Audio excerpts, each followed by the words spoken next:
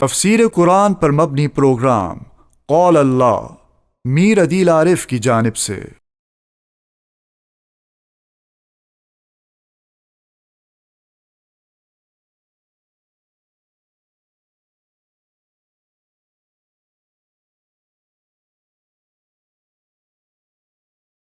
بسم اللہ الرحمن الرحیم۔ پروگرام قول اللہ میں آج ہم انشاءاللہ سورہ جمعہ کا پہلا رکوع ترجمے اور تفسیر کے ساتھ پڑھیں گے۔ سب سے پہلے اپنی پرانی ترتیب کے مطابق پہلے رکوع کا لفظی ترجمہ ہوگا اور اس کے بعد اس کی مختصر جیسی تفسیر ہوگی۔ اعوذ باللہ من الشیطان الرجیم، میں پناہ مانگتا ہوں اللہ تبارک و تعالی کی شیطان مردود سے۔ بسم اللہ الرحمن الرحیم، اللہ جو کہ بہت مہربان نہایت رحم کرنے والا ہے، اسی کے نام سے میں شروع کرتا ہوں۔ یسبح للہ ما فی السماوات و ما فی الارض، اللہ کی پاکی بیان کرتی ہیں تمام وہ چیزیں جو آسمانوں میں ہیں اور تمام وہ چیزیں جو زمین میں ہیں۔ الملک، اللہ تبارک و تعالی بادشاہ ہے۔ القدوس، وہ پاک ہے۔ العزیز، وہ غالب ہے۔ الحکیم، حکمت والا ہے۔ هو الذی بعث فی الامیین، اللہ وہ ذات ہے جس نے بھیجا ناخواندہ لوگوں کے اندر رسولاً، ایک رسول، منہم، انہی میں سے، یتلو علیہم آیاتہ، وہ رسول پڑھتا ہے ان پر اللہ کی آیتوں کو، ویزکیہم،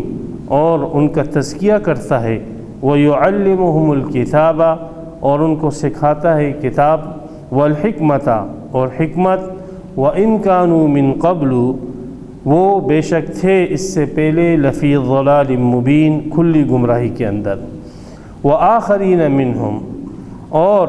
وہ پیچھے اور لوگوں کی طرف بھی مبعوث کیا گیا ہے، لما یلحقوا بہم، وہ لوگ جو ابھی تک ان کے ساتھ نہیں ملے ہیں، وہو العزیز الحکیم، وہ اللہ غالب حکمت والا ہے۔ ذالک فضل اللہ، یہ اللہ کا کرم ہے، مہربانی ہے، یؤتیہ من یشاء، اللہ اپنا فضل دیتا ہے جس کو چاہے، واللہ ذو الفضل العظیم، اور اللہ بڑا فضل کرنے والا ہے۔ مثل الذین حملوا التوراۃ، مثال ان لوگوں کی جن کے اوپر لادی گئی تورات، ثم لم یحملوها، پھر انہوں نے اس پر عمل نہ کیا، کمثل الحمار، ان کی مثال جیسے گدھے کی ہے، یحمل اسفارا، کہ وہ بوجھ اٹھاتا ہے بڑی بڑی کتابوں کا، بئس مثل القوم الذین، کیا ہی بری مثال ہے ان لوگوں کے لیے، کذبوا بآیات اللہ، جنہوں نے اللہ کی آیتوں کو جھٹلایا، واللہ لا یہدی القوم الظالمین، اور اللہ ظالم لوگوں کو ہدایت نہیں دیتے۔ قل یا ایھا الذین ہادوا، کہہ دو اے وہ لوگوں جو یہودی ہیں، ان زعمتم، اگر تمہارا گمان یہ ہے، انکم اولیاء للہ، کہ تم اللہ کے دوست ہو، من دون الناس، نہ کہ اور لوگ، فتمنوا الموت، سو تم آرزو کرو، تمنا کرو موت کی، ان کنتم صادقین، اگر تم سچے ہو، ولا یتمنونہ، اور وہ تمنا نہ کرے گی موت کی، ابداً، کبھی بھی، بما قدمت ایدیہم، بسبب ان اعمال کے جو ان کے ہاتھوں نے آگے بھیجے، واللہ علیم بالظالمین، اور اللہ خوب جانتا ہے ظالموں کو۔ قل، کہہ دیجئے، ان الموت الذی تفرون منہ، بے شک موت جس سے تم بھاگ رہے ہو، فإنہ ملاقیکم، بے شک اس موت کو تو تم سے ملنا ہے، ثم تردون الی عالم الغیب والشہادۃ، پھر تم لوٹائے جاؤ گے ایسی ذات کی طرف جو چھپی اور ظاہر باتوں کو جاننے والا ہے، فَيُنَبِّئُكُم بِمَا كُنتُمْ تَعْمَلُونَ، پس وہ تمہیں بتلا دے گا تمام وہ باتیں جو تم کیا کرتے تھے۔ یہاں پر سورہ جمعہ کا پہلا رکوع مکمل ہوا۔ اس سورہ جمعہ سے پہلے سورہ صف تھی، اور سورہ صف اور سورہ جمعہ کے درمیان آپس میں کچھ روابط ہیں جو علامہ آلوسی رحمۃ اللہ علیہ نے روح المعانی میں بیان فرمائے ہیں۔ فرمایا سورہ صف کے اندر ذکر ہے جہاد کی صف کا، اور سورہ جمعہ کے اندر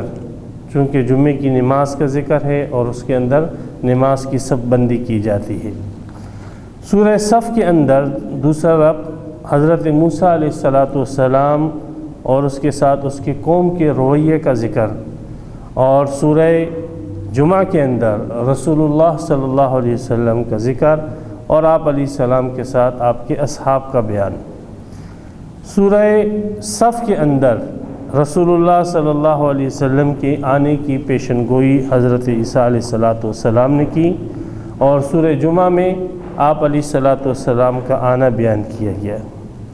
سورہ صف میں جہاد کی ترغیب دی گئی، انفاق فی سبیل اللہ اور جہاد کی ترغیب ہے، اور سورہ جمعہ کے اندر جمعے کے واعظ میں جہاد کی فضائل اور مسائل اور احکامات جاننے کا حکم ہے۔ سورہ صف کے بالکل آخر میں اللہ تبارک و تعالی نے فرمایا کہ اللہ کی مدد کرو، تو اس سے یہ شبہ پیدا ہوتا تھا کہ اللہ کی مدد کیسے کی جائے، اللہ تعالیٰ تو مدد سے پاک ہے۔ فرمایا اللہ کی دین کی مدد کرو، کوئی یہ نہ سمجھے کہ اللہ کی مدد یسبح للہ، اللہ تعالیٰ ہر قسم کے نقصانات سے پاک ہے۔ تو یہ کچھ روابط تھے جو ان دونوں صورتوں کے درمیان مفسرین نے بیان فرمائے ہیں۔ سورہ جمعہ حضرت ابو ہریرہ رضی اللہ تعالیٰ عنہ کی حدیث ہے، بخاری شریف کے اندر ہے کہ کننا جلوسا عند النبی صلی اللہ علیہ وسلم فنزلت علیہ سورۃ الجمعہ، ہم رسول اللہ صلی اللہ علیہ وسلم کے ساتھ بیٹھے ہوئے تھے تو آپ علیہ السلام پر سورہ جمعہ نازل ہوئی۔ امام ابن حجر عسقلانی رحمۃ اللہ علیہ فرماتے ہیں یہ جو بخاری شریف کی حدیث ہے حضرت ابو ہریرہ کی، اس میں ابو ہریرہ رضی اللہ تعالیٰ عنہ کی کننا جلوسا عند النبی کہ ہم پیغمبر کے ساتھ بیٹھے ہوئے تھے، اور ابو ہریرہ کا ایمان تو 7 ہجری کو ہوا ہے، 7 ہجری کو مسلمان ہوئے ہیں، تو یہ ان کا یہ بیان سورہ جمعہ کی ابتدائی آیتوں کے ساتھ متعلق ہے، نہ کہ آخری آیتوں کے ساتھ، اس لیے کہ آخری کی جو آیتیں ہیں یا ایھا الذین آمنوا اذا نودی للصلاۃ، یہ اس دور کی ہے کہ جب آپ علیہ السلام ہجرت کر کے نئے نئے مدینۃ المنورہ آئے تھے اور تازہ جو ہے جمعے کی نمازیں قائم کی گئی تھی، تو وہاں پر جمعے کے احکامات اور آداب جو ہے وہ سکھلائے گئے۔ شاہ انور شاہ کشمیری رحمۃ اللہ علیہ کی رائے یہ ہے کہ حضرت ابو ہریرہ رضی اللہ تعالیٰ عنہ جب کننا کا لفظ استعمال کرتے ہیں کہ کننا جلوساً ہم بیٹھے ہوئے تھے، تو فرماتے ہیں اس سے یہ مقصد نہیں کہ ابو ہریرہ اپنے آپ کو بیان کر رہا ہے کہ ہم بیٹھے ہوئے تھے اور میں بیٹھا ہوا تھا مجلس میں، بلکہ ہم سے مراد مسلمان ہیں اور اصحاب رسول ہیں۔ ابو ہریرہ رضی اللہ تعالیٰ عنہ کی ایسی روایتیں شاہ صاحب نے متعدد بیان فرمائی ہیں کہ جس میں ابو ہریرہ رضی اللہ تعالیٰ عنہ شریک نہیں تھے، اور پھر بھی ابو ہریرہ رضی اللہ تعالیٰ عنہ نے کننا کے لفظ استعمال کیے کہ ہم وہاں پر تھے، تو مراد اس سے جماعت المسلمین ہے، مسلمانوں کی جماعت ہے۔ تو اس وجہ سے شاہ صاحب کی اگر تعویل لے لی جائے تو سورت کا جیسے آخری حصہ ابتدائے ہجرت میں نازل ہوا، اسی طرح سورت کا اول حصہ بھی ابتدائے ہجرت کے اندر نازل ہوا ہوگا، اور دونوں کے اندر کوئی تعارض نہیں۔ سب سے پہلے اس سورت کی ابتدا نبی اکرم صلی اللہ علیہ وسلم اس سورت کو اہتمام سے، مسلم شریف کی حدیث ہے، آپ علیہ السلام سورہ جمعہ اور سورہ منافقون جو ہے مسلم کے اندر ابو ہریرہ کی روایت ہے کہ آپ علیہ السلام نماز جمعہ کے اندر یہ دونوں صورتیں پڑھا کرتے تھے۔ آپ علیہ السلام کا اکثر یہ معمول تھا، اور کبھی جو ہے سورہ اعلیٰ اور سورہ غاشیہ کی بھی تلاوت کیا کرتے تھے۔ یسبح للہ ما فی السماوات و ما فی الارض، امام رازی رحمۃ اللہ علیہ تفسیر کبیر میں فرماتے ہیں کہ اس سے پہلے جو سورہ صف تھی اس میں سبحہ ماضی کا صیغہ آیا ہے، اور اس سے پہلے سورہ حشر تھی اس میں بھی سبحہ کا لفظ آیا، اس سے پہلے سورہ مجادلہ سے پہلے سورہ حدید اس میں بھی سبحہ ماضی کا صیغہ آیا۔ یہاں پر سورہ جمعہ میں یسبحو کا لفظ آیا، اس کے بعد ایک سورہ چھوڑ کر سورہ تغابن میں بھی یسبحو کا لفظ آیا ہے۔ تو امام رازی رحمۃ اللہ علیہ فرماتے ہیں کہ یہ اشارہ اس بات کی طرف ہے کہ اللہ تبارک و تعالیٰ کی تسبیح ہر زمانے کے اندر کی جائے، اس میں عموم تسبیح کی طرف اشارہ ہے کہ اللہ تبارک و تعالیٰ کی تسبیح ہم ثنا تسبیح زمانے ماضی میں بھی ہو، زمانے حال میں بھی ہو، زمانے مستقبل کے اندر بھی ہو، تو اس میں عموم زمانی آ گیا۔ اور ما فی السماوات و ما فی الارض، اس کے اندر عموم مکانی آ گیا۔ تو اللہ تعالیٰ کی تسبیح ہر زمانے کے اندر اور ہر مکان کے اندر ہے۔ یسبح للہ ما فی السماوات، امام غزالی رحمۃ اللہ علیہ فرماتے ہیں اللہ پاک ہے ان تمام تصورات سے جو اولیاء کرام کے دلوں میں ان کے متعلق آتے ہیں۔ امام راضی نے ان کا یہ قول پیش کیا ہے۔ ہر قسم کے نقائص سے اللہ تبارک و تعالیٰ پاک ہے، تو اللہ کی یہ پاکی بیان کرتی ہیں تمام وہ چیزیں جو آسمانوں میں ہیں، وما فی الارض، اور تمام وہ چیزیں جو زمین میں ہیں۔ یہ ایسی آیت ہے کہ اس آیت کے اندر اللہ تبارک و تعالیٰ کی 4 صفات بیان کی گئی ہیں۔ ایک الملک بادشاہ ہے، القدوس پاک ہے، العزیز غالب، الحکیم حکمت والا ہے۔ اللہ تبارک و تعالیٰ کی ان 4 صفات کے 4 مظاہر اگلی آیت کے اندر بیان کیے گئے ہیں کہ اللہ تبارک و تعالیٰ بادشاہ ہے، تو بادشاہ کا کوئی قاصد ہوتا ہے عوام کی طرف اور اپنی رعایا کی طرف، تو هو الذی بعث فی الامیین رسولا، اللہ تبارک و تعالیٰ نے بھی اپنا ایک قاصد انسانوں کی طرف بھیجا۔ بادشاہ کے بعد دوسری صفت اللہ تبارک و تعالیٰ کی قدوس آئی ہے، پاک۔ تو اللہ تبارک و تعالیٰ نے آگے نبی کی تعلیمات میں ذکر فرمایا کہ یزکیہم، کہ وہ نبی جو ان کو تعلیم دے گا، اور وہ تعلیم ایسی ہوگی، اللہ کے احکامات ایسے ہوں گے۔ اللہ یہ چاہتے ہیں کہ جیسے میں ہر قسم کے عیوبات سے پاک ہوں، تو میرے بندے بھی ہر قسم کے جرائم سے اور ہر قسم کی نافرمانی سے پاک ہو۔ تو یزکیہم، تو وہ اللہ کا بھیجا ہوا رسول ان کا تزکیہ کرتا ہے۔ تیسری صفت العزیز، اس العزیز کا مظہر عزیز عزت سے کہ اللہ عزت والے ہیں، عزیز غلبے سے کہ اللہ غلبے والے ہیں۔ تو عزت اور غلبے دونوں کے لیے علم درکار ہے۔ جو شخص صاحب علم ہوتا ہے وہ عزت والا ہوتا ہے، وہ غلبے والا ہوتا ہے، وہ دلیل کے اعتبار سے غالب ہے۔ تو اس لیے اس کا مظہر یعلمہم الکتاب ہے کہ اللہ تبارک و تعالیٰ نے اپنے جو قاصد اور رسول کو بھیجا اور اس کو حکم دیا کہ وہ انسانوں کو اور اہل ایمان کو کتاب کی تعلیم دیں، تاکہ اہل ایمان بھی عزت والے بنیں اور تاکہ اہل ایمان بھی دلیل کے اعتبار سے غالب بنیں۔ الحکیم کا مظہر الحکمت ہے۔ اللہ تبارک و تعالیٰ کے ہر کام کے اندر حکمت ہوتی ہے، تو اس کا مظہر یہ ہے کہ اہل ایمان کے ہر کام کے اندر بھی حکمت ہونی چاہیے، ہر قسم کے لغویات فضول چیزوں سے اپنے آپ کو بچائے، اور دین کی ترویج اور نشر و اشاعت کے کام حکمت کے ساتھ کریں، اور کوئی بھی ایسا طریقہ اختیار نہ کرے جو حکمت کے خلاف ہو۔ تو یہ اللہ تعالیٰ کی 4 صفات بیان کیے اور اس کے 4 مظاہر بیان کیے۔ فرمایا هو الذی بعث فی الامیین رسولا، اللہ وہ ذات ہے کہ جس نے بھیجا امیین میں، امیین کی طرف منسوب ہے، ماں کو کہتے ہیں، کیونکہ جب بچہ پیدا ہوتا ہے ماں سے تو وہ نہ لکھنا جانتا ہے، نہ پڑھنا جانتا ہے، نہ بولنا جانتا ہے۔ تو اس وجہ سے اہل عرب اس شخص کو جو لکھنا پڑھنا نہیں جانتا اس کو امی کہتے تھے کہ یہ شخص ایسے ہے گویا کہ اب اس کی ماں نے جنا ہے۔ تو اہل عرب جو ہے عموماً وہ لکھنا پڑھنا نہیں جانتے تھے، اس لیے ان کو امیین کہا جاتا ہے۔ نبی اکرم صلی اللہ علیہ وسلم کی صفت میں جیسے 90 سپارے میں ہے النبی الامی، آپ علیہ الصلاۃ والسلام امی تھے۔ تو آپ علیہ الصلاۃ والسلام کا امی ہونا اس کا یہ مطلب نہیں کہ آپ ناخواندہ ہے، وہاں پہ ناخواندہ کا ترجمہ نہیں کیا جائے گا جب آپ کی صفت امی ہونے کی آئے گی، بلکہ آپ علیہ الصلاۃ والسلام تو خواندہ تھے۔ آپ علیہ الصلاۃ والسلام کو سکھانے والے تو اللہ تھے۔ وعلمہ شدید القوا، اور پیغمبر علیہ الصلاۃ والسلام کو علم دیا اس ذات نے جو قوت والا ہے، اور وعلمک ما لم تکن تعلم، اللہ نے آپ کو سکھائی وہ باتیں جو آپ نہیں جانتے تھے۔ اقرأ بسم ربک الذی خلق، تو آپ کو تعلیم تو خود اللہ تبارک و تعالیٰ نے دی ہے، اس لیے رسول اللہ صلی اللہ علیہ وسلم کی صفت جب امی آئے تو پھر وہاں پر ان پڑھ کا ترجمہ کرنا غلط ہوگا، بلکہ وہاں پہ اس کا ترجمہ نبی اکرم صلی اللہ علیہ وسلم کے اعتبار سے یہ ہوگا کہ وہ شخص جس نے مخلوق سے علم حاصل نہیں کیا۔ ہاں باقی لوگوں کے لیے اگر امی کا لفظ آ جائے تو پھر وہاں پر آپ یہ ترجمہ کر سکتے ہیں کہ ان پڑھ لوگ۔ تو هو الذی بعث فی الامیین،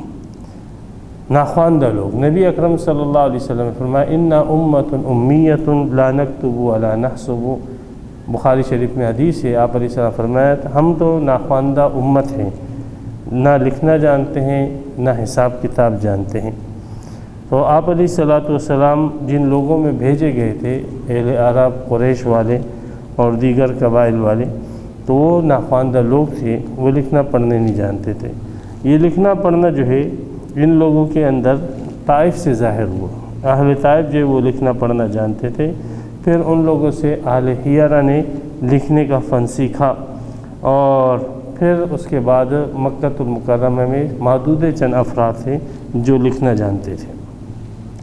تو اللہ تبارک و تعالی نے امیین کے اندر ایک رسول بھیجا۔ یہاں پہ لفظ امیین کو لانے میں مفسرین جو ہے وہ انہوں نے ایک نقطہ یہ بھی بیان کیا ہے، فرمایا اصل میں یہ رد ہے یہود کے اوپر۔ یہود کا یہ ظام اور گمان تھا کہ اب جو بھی آخری رسول آئے گا وہ بنی اسرائیل کے اندر ہی آئے گا، وہ یہودیوں کے اندر ہی آئے گا، اس لیے کہ ہم ہی خواندہ اور ہم ہی پڑھے لکھے ہوئے لوگ ہیں، اور یہ عرب جو ہے یہ تو جاہل ہیں اور یہ تو ناخواندہ لوگ ہیں، تو جو آخری نبی آئے گا وہ ہم میں ہی آئے گا۔ اور ان کو یہ لوگ امی اس اعتبار سے نہیں کہتے تھے کہ ان پڑھ ہیں، بلکہ اس اعتبار سے ایک قسم کی گالی اور ایک قسم کی جو ہے برے الفاظ ان کی اصطلاح کے اندر، یہود کی اصطلاح کے اندر یہ امی کا لفظ جو ہے اہل عرب کے لیے استعمال کیا جاتا تھا، تو ان کو کمتر سمجھتے تھے۔ تو اس میں تعریض ہے ان یہودیوں کے اوپر کہ جن لوگوں کو تم کمتر سمجھتے تھے امی ہونے کی وجہ سے، ناخواندہ ہونے کی وجہ سے، اللہ تبارک و تعالیٰ نے انہی کے اندر ایک رسول بھیج دیا۔ تو یہ اللہ تعالیٰ کی مرضی ہے، اللہ تبارک و تعالیٰ یہ فیصلے خود فرماتے ہیں، وَرَبُّكَ يَخْلُقُ مَا يَشَاءُ وَيَخْتَارُ مَا كَانَ لَهُمُ الْخِيَرَةُ، اللہ جس کو چاہے پسند کرے، مخلوق کو کوئی اختیار نہیں۔ اللہ يَسْتَفِي مِنَ الْمَلَائِكَةِ رُسُلًا وَمِنَ النَّاسِ، اللہ رسولوں کو چنتے ہیں فرشتوں میں سے بھی اور انسانوں میں سے بھی۔ ان اللہ اصطفیٰ آدم و نوحا،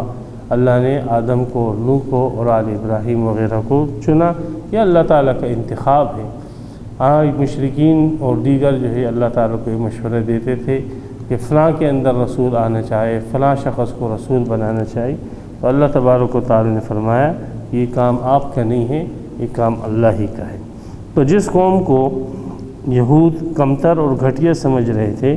اللہ تبارک و تعالیٰ کا شان دیکھو کہ اللہ تعالیٰ نے انہی میں رسول بھیج دیا۔ تو بالکل ان کی توقعات کے برعکس رسولاً، ایک عظیم الشان رسول، رسول بھی کوئی معمولی نہیں، یہاں تنوین جو ہے تفخیم کے لیے ہے، تعظیم کے لیے، ایک عظیم الشان رسول بھیجا۔ منہم، جو انہی میں سے تھا، یعنی انہی کے جنس میں سے تھا۔ یتلو علیہم آیاتہ، اور وہ پڑھتا تھا ان کے اوپر اللہ کی آیتوں کو۔ نبی اکرم صلی اللہ علیہ وسلم عرب تھے، آپ علیہ السلام کا عرب ہونا منہم سے معلوم ہو رہا ہے، آپ علیہ السلام کا انسان ہونا منہم سے معلوم ہو رہا ہے۔ اس لیے جو شخص آپ علیہ السلام کے عربی ہونے کا انکار کرے یا آپ علیہ السلام کے انسان ہونے کا انکار کرے، مفسرین نے لکھا ہے کہ وہ شخص دائرہ اسلام سے خارج ہو جاتا ہے، اس لیے کہ یہ بات نصوص قطعیہ سے ثابت ہے۔ تو وہ رسول کیا کام کرتے ہیں؟ یتلو علیہم آیاتہ، وہ رسول ان پر اللہ کی آیتیں پڑھ پڑھ کر سناتے ہیں، الفاظ ان کو سکھاتے ہیں، قرآن کے الفاظ انہیں بتلاتے ہیں، تلاوت کرتے ہیں ان کے اوپر۔ جیسے قرآن کے معنی مقصود ہیں، اسی طریقے سے قرآن کے الفاظ بھی مقصود ہیں۔ نبی اکرم صلی اللہ علیہ وسلم نے فرمایا تمہیں ہر ایک حرف کے اوپر 10 نیکیاں ملتی ہیں۔ میں یہ نہیں کہتا ہوں کہ الف لام میم ایک حرف ہے، بلکہ الف حرف، لام حرف، میم حرف۔ تو دیکھیں الف لام میم کا معنی تو کوئی بھی نہیں جانتا، لیکن اس کے باوجود اس کے اوپر ہمیں 30 نیکیاں ملتی ہیں۔ تو قرآن مجید کے الفاظ بذات خود مقصود ہیں اور اس کے معنی بذات خود مقصود ہیں۔ تو اس میں تردید ہے ان لوگوں کی جو قرآن مجید کو عام مخلوق کی کتاب کی طرح سمجھتے ہیں، اور وہ کہتے ہیں جب مخلوق کی کتاب کا معنی اور مفہوم نہ آتا ہو تو پھر محض اس کے الفاظ کو یاد کرنا ایک فضول اور عبث کام ہوتا ہے۔ تو ایسا نہیں ہے، بلکہ اللہ کی کتاب ہے، اور اللہ کی کتاب کے الفاظ بھی مقصود ہیں جیسے اس کے معنی مقصود ہیں۔ تو انسانوں کو اور اہل ایمان کو ترغیب دی جائے کہ جیسے وہ الفاظ سیکھتے ہیں ویسے اس کے معنی بھی سیکھیں۔ تو یتلو علیہم آیاتہ، وہ اللہ کے رسول ان پر تلاوت کرتے ہیں اللہ کی آیتیں، ویزکیہم، اور ان کا تزکیہ کرتے ہیں۔ یہ حضرت ابراہیم علیہ السلام کی دعا تھی، جیسے سورہ بقرہ کے اندر گزر چکی ہے کہ ربنا وابعث فیہم رسولا منہم یتلو علیہم آیاتک ویعلمہم الکتاب والحکمت ویزکیہم انک انت العزیز الحکیم۔ پھر دوسرے سپارے میں بھی اس کا ذکر ہے، پھر اس کے بعد چوتھے سپارے کے اندر بھی اس کا بیان ہے، اور یہاں پر سورہ جمعہ کے اندر بھی اس کا ان کا ذکر ہے۔ لیکن ابراہیم علیہ السلام نے جب دعا مانگی تھی تو تزکیے کو آخر میں رکھا، اور جب رسول آیا اور رسول کی ذمہ داری اللہ تبارک و تعالی نے بیان فرمائی تو تزکیے کو مقدم رکھا۔ تو مفسرین فرماتے ہیں اس میں اشارہ اس بات کی طرف کہ تزکیہ ایسی اہم چیز ہے کہ علم کے حصول سے پہلے بھی تزکیہ ضروری ہے، اور علم کے حصول کے بعد بھی تزکیہ ضروری ہے۔ علم کے حصول سے پہلے بھی انسان اپنا تزکیہ کرے، اور علم کے حصول کے بعد بھی انسان اپنا تزکیہ کرے۔ اور بعضوں نے کہا کہ اس میں نقطہ یہ ہے تزکیے کو مقدم کرنے کا، اگرچہ وجود میں تزکیہ مؤخر ہوتا ہے مقدم کرنے کا، کہ مقصود یہاں پر تزکیہ ہے۔ وہ علم جو آپ کا تزکیہ نہ کرے تو یہ اس کی مثال تو پھر ان یہودیوں کی طرح ہے اور ان گدھوں کی طرح ہے جو کتابوں کا علم اپنے اوپر لادے ہوئے ہیں اور اس سے وہ کسی قسم کا فائدہ نہیں اٹھا رہے۔ تو اس بات کو بتلانے کے لیے کہ اگر آپ کا علم آپ کو پاک کر رہا ہے، بری عادات سے آپ کو پاک کر رہا ہے، برے اخلاق سے آپ کو پاک کر رہا ہے اور برے عقائد سے آپ کو پاک کر رہا ہے، تو آپ کو مبارک ہو، واقعی یہ علم ہے جو آپ کو فائدہ دے رہا ہے۔ اور اگر ایسا نہیں ہے، علم تو آپ کے پاس بہت ہے لیکن کسی قسم کا تزکیہ نہیں ہے اور برے اخلاق اور برے اعمال کے ساتھ آپ مبتلا ہو، تو پھر معاف کرنا، اس کی مثال اللہ نے گدھوں کی طرح دی ہے کہ ان کی مثال پھر ان گدھوں کی طرح ہے کہ جن کے اوپر کتابیں لا دی گئی ہوں۔ تو وہ یزکیہم، وہ رسول ان کا تزکیہ کرتا ہے۔ اب اس میں تفسیر حقانی کے اندر ہے تردید ہے روافظ کی کہ نبی اکرم صلی اللہ علیہ وسلم نے تزکیہ کیا اور تزکیہ صحابہ کرام کا کیا۔ اب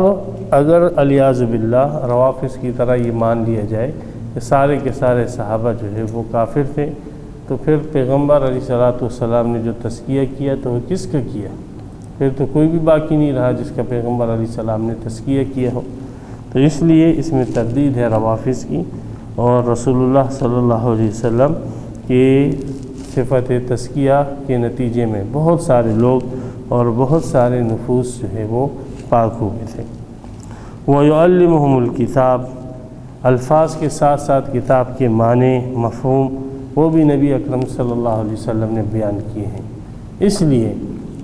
قرآن مجید کے وہ مفہوم جو رسول اللہ صلی اللہ علیہ وسلم کے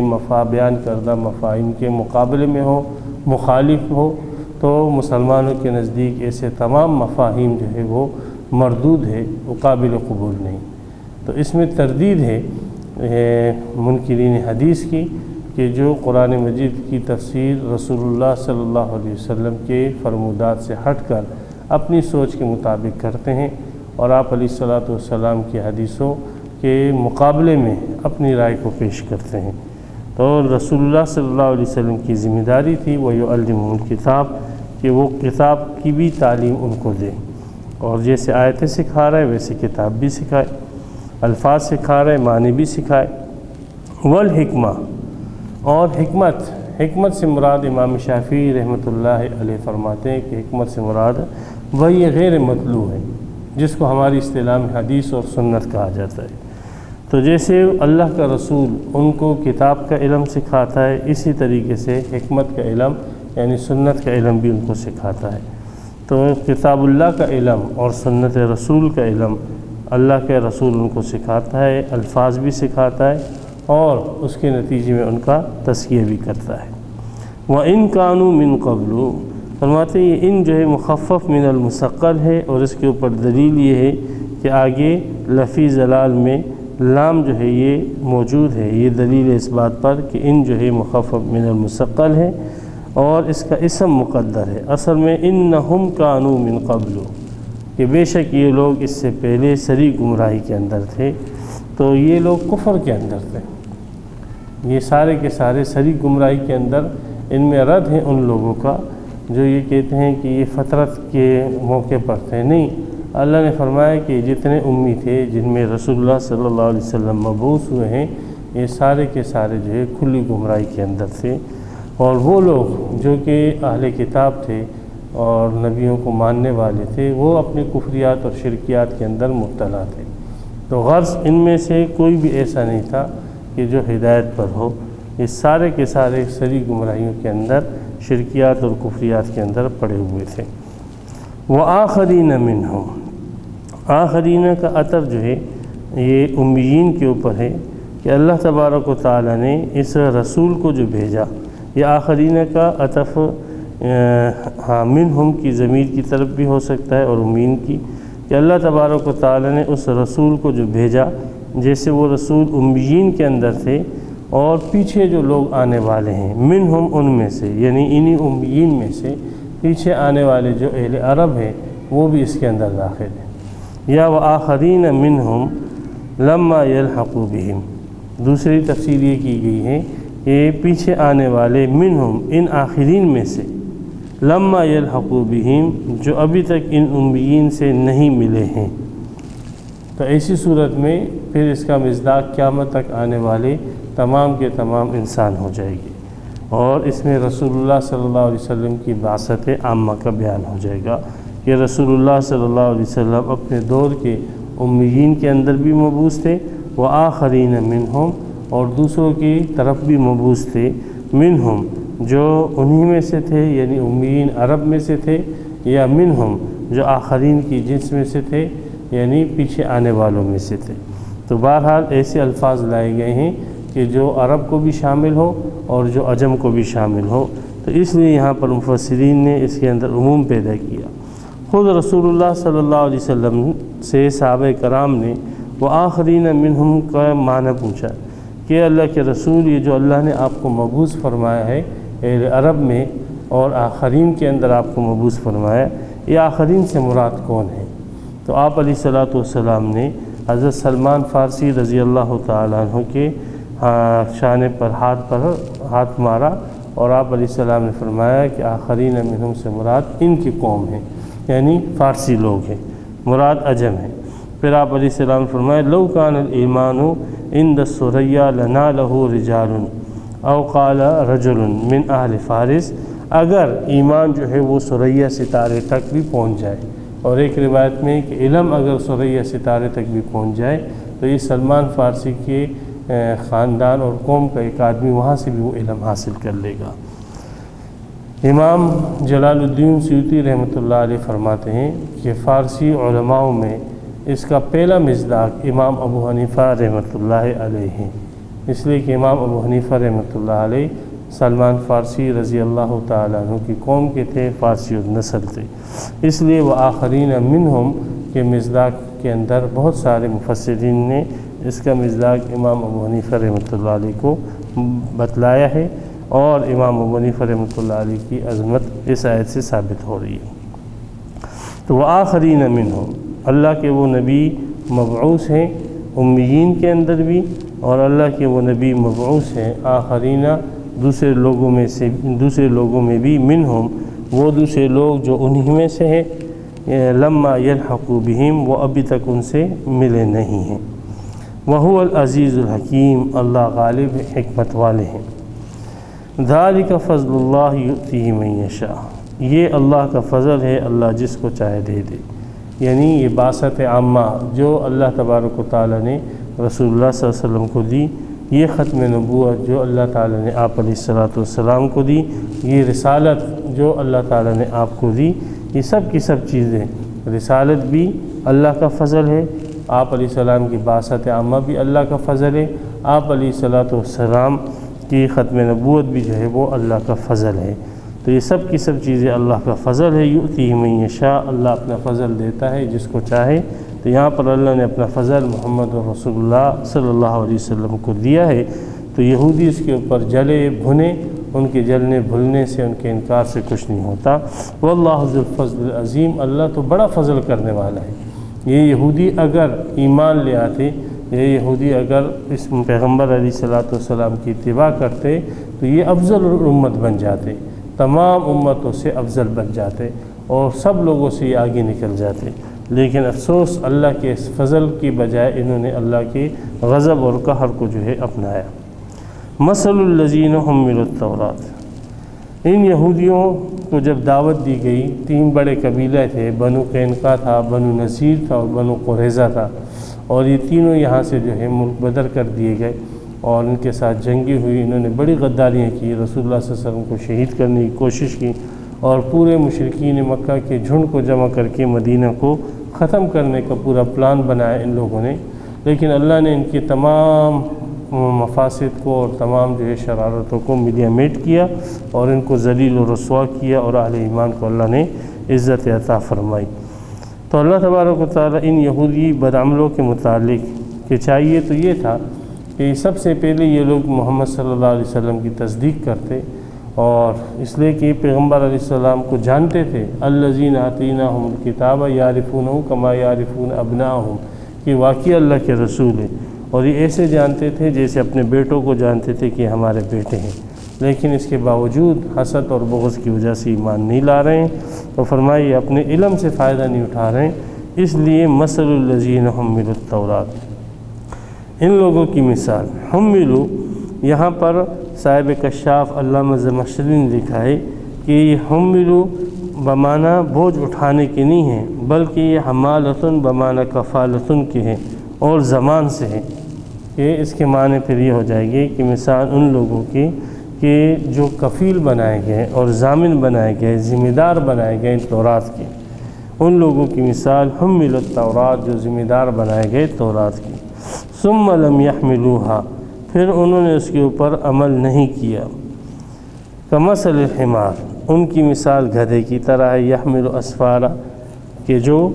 بوجھ اٹھاتا ہے، اسفار سفر اور سفر کی جمع ہے، سفر کہتے ہیں بڑی بڑی کتابوں کو۔ تو یہ جو تھے، جو یہود تھے،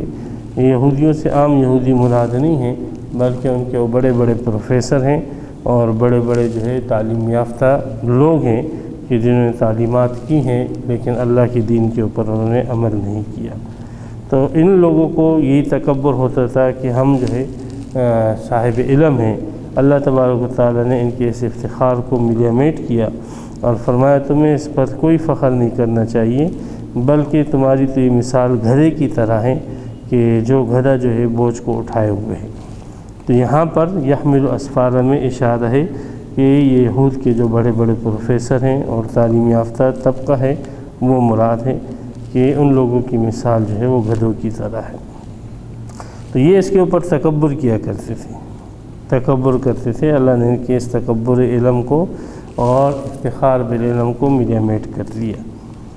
بئس مثل القوم الذین، کیا بری مثال ہے ان لوگوں کے لیے کذبوا بآیات اللہ، جنہوں نے اللہ کی آیتوں کو جھٹلایا۔ اور یہ مثال اس امت کے ان تعلیم یافتہ لوگوں کے لیے بھی ہے کہ جو علم تو حاصل کرتے ہیں، کتابیں پڑھ لیتے ہیں بہت ساری، لیکن عمل کے اندر دیکھیں تو 0/0 ہے، نہ ان کی نمازیں ہیں، نہ ان کے روزے ہیں، نہ عبادات ہیں، نہ تلاوت قرآن ہے، نہ ذکر ہے۔ اور آپ باتیں سنیں تو ان کی باتیں ایسی ہیں جیسے بڑے بڑے محدثین، بڑے بڑے علماء، بڑے بڑے مشائخ جیسی باتیں وہ کرتے ہیں، لیکن عمل کے اعتبار سے بالکل 0/0 ہیں۔ تو یہ مثال جیسے یہود کے لیے ہے، تو جس سبب کی وجہ سے یہود کے لیے مثال دی گئی، وہی سبب آج کل کے تعلیم یافتہ لوگوں کے اندر بھی پایا جاتا ہے۔ اس لیے مفسرین نے فرمایا کہ یہ مثال ان لوگوں کے لیے بھی ہے۔ ایک حدیث ہے عبداللہ ابن عباس رضی اللہ تعالیٰ عنہ کی کہ نبی اکرم صلی اللہ علیہ وسلم نے فرمایا من تکلم یوم الجمعۃ والامام یخطب فہو کمثل الحمار یحمل اسفارا، مثال اس شخص کی کہ جو جمعے کے دن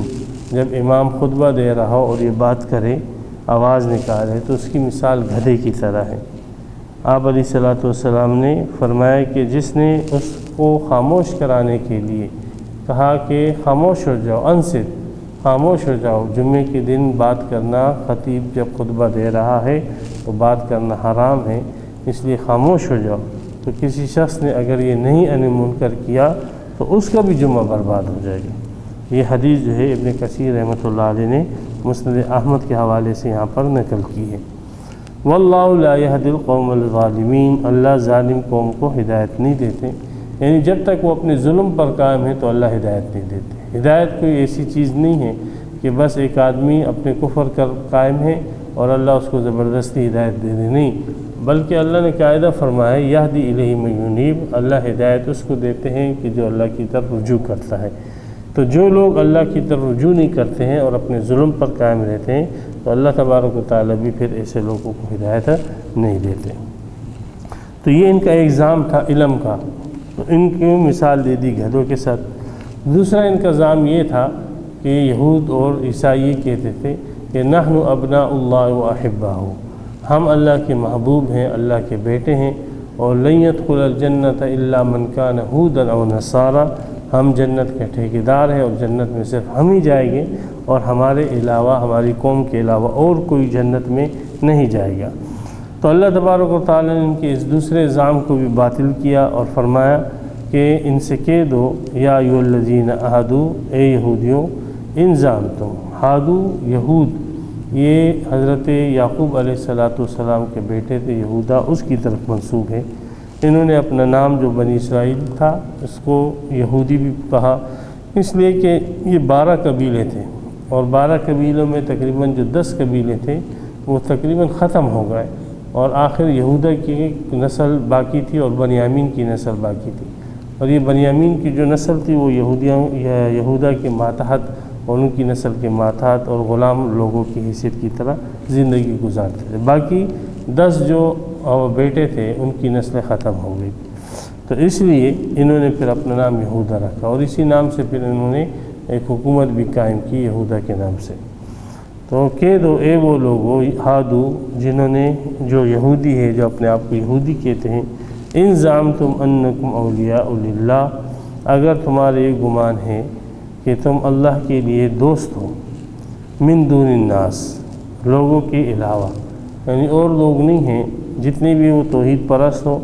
جتنے بھی اللہ کے اطاعت گزار ہوں، وہ اللہ کے دوست نہیں ہیں، اللہ کے دشمن ہیں، اور تم اللہ کے دوست ہو، اگرچہ تم کفر شرک کرو اور دنیا جہاں کی تم نافرمانیاں کرو، پھر بھی اللہ کے دوست ہو، تو ٹھیک ہے، اگر واقعی تم اللہ کے دوست ہو فتمنوا الموت، تو موت کی آرزو کرو، ان کنتم صادقین، اگر تم سچے ہو۔ تو یہ